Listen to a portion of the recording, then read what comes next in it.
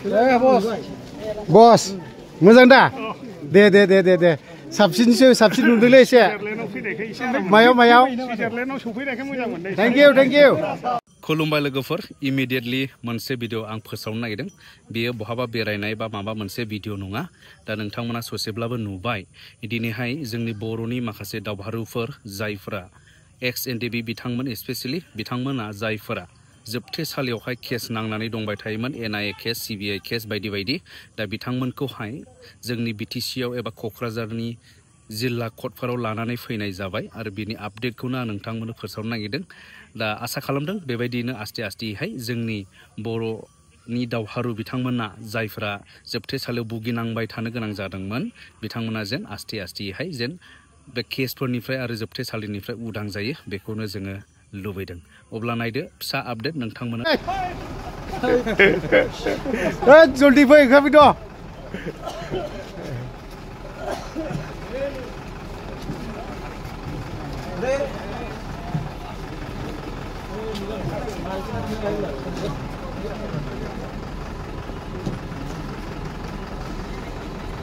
M बिबान माब्रै मोजां दे थिगैनो दं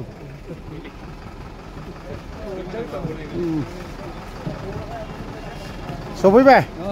दे दे दे दे दे दे ओइ मोजां मोजां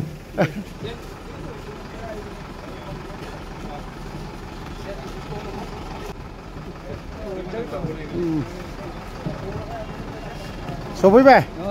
दे दे दे दे दे दे ओइ मोजां मोजां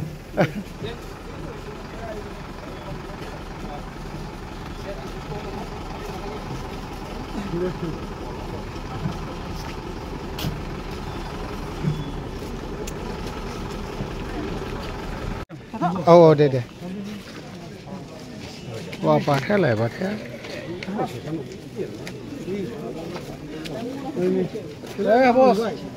बस मोजां दा दे दे दे दे दे साबसिनसो साबसिन नुदोंलै एसे मायाव मायाव thank you thank you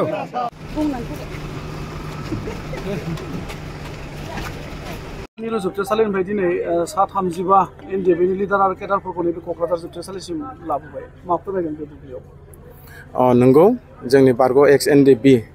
NIA केसआव नांनानै थानाय गुवाहाटी सेन्ट्रेल जेलावहाय बिथांमोना गासै 54 केडार्स दंमोन दा बे 54नि गेजेराव दिनै जोंनि क'क्राझार जिल्लानि मा होनो जेलावहाय बिथांमोनखौ 35 एनआइए नांनाय बिथांमोनखौ दिनै लाबोबाय नैबे कर्टआवहाय बिथांमोनखौ हाजिर खालामदों जों दिनै बेवहाय एक्स एनडिबि हिसाबै जोङो जयैनो बयबो लोगो नांनानै बेवहाय लोगो हमफैनाय जादों आरो लोगोसे भिक्टिमाइज फेमिलिफ्रा दिनै बेवहाय 36 बा 35नि फेमिलिफ्रा बेयाव लोगो हमफैदों दुखुआ बेनो गोबाव सम बिथांमोना लोगो मोनलायखाय दिनै बिसोरनि फेमिलिफ्रा एकदमबारे मा होनो इमोसनेल जाजोबदों थानो हायैबायदि मोनसे परिबेस फैदों आसा खालामदों सेन्ट्रेल सरकारा आरो आसाम सरकारा आरो लकेल जोंनि सरकारा थाबैनो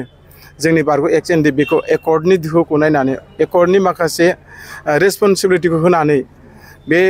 54 एनआइए केस नांनाय एनडिबि सिनियर आरो जुनियर केडार्सफोरखौ थाबैनो दिनै जेबादि जोंनि लकेलाव सफैबाय बेखौ जों मिजिंथिदों थाबैनो बियो गगोन जों मिजिंथिदों आरो आफा इसोरा बिथांमोनखौ थाबैनो गनायनि थाखाय हेल्प खालामदों बेखौ जोङो दिनै मिजिंथिदों बेजों लोगोसे दिनै जोंनि क'क्राझाराव लाबोनायजों लोगोसे बाक्सा जिल्लायावबो दिनैहाय साब्रैखौ दिनै लाबोदों आरो बिनि बिनि उनावहाय 2 तारिख 6 माह नैबे नेक्स्ट मासावहाय आरोबाव नलबारियावहाय 2 लाबोबावनाय जासिगोन आरो बिनि उनावहाय 5 तारिखआव तेजपुराव लांसिगोन आरो बिनि उनावहाय बिश्वनाथ सारियालियावबो आरो बाकी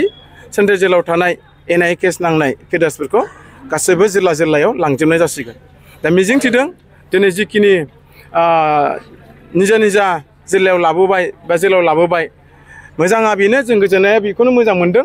जे जोंनि फेमिलिफ्रा गुवाहाटीयाव थांनानै थाखा फैसा गारनांला बेयावनो जों थाइसे थाइनैजों फैनानै जोंनि फेमिलिनि मानसिफ्रा बाव लोगो हमफैनो हासिगोन बेखौ जों गोजोननाय मोनदों आसा खालामो बे जेलाव थानायजों लोगोसे थाबैनो बे बोसोरावनो जाहाथे बिथांमोननि जाहाथे केसफ्रा जोबनानै उदां अख्राङाव फैयो बेखौनो जोङो बारग' एक्स एनडिबिनिफ्राय भारत सरकार मानगोनां नरेन्द्र मदि सारनिसिम आपिल खालामदों हम मिनिस्टार अमित शाहनिसिम आपिल खालामदों आसामनि चिफ मिनिस्टार हेमेन्त बिश्व शर्मा सारनिसिम आपिल खालामदों बिटिआरनि चिफ मानगोनां प्रमद बर' बिथांनिसिम जोङो बारग' एक्सएनडि बेन जानानै भिक्टिमाइज फेमिलि जानानै जाहाथे बिथांमोनखौ थाबैनो उदांस्रिखौ लाबोगोन बेखिनिखौ जों मिजिंथिनानै गोजोननाय जासिहरदों थेंक इउ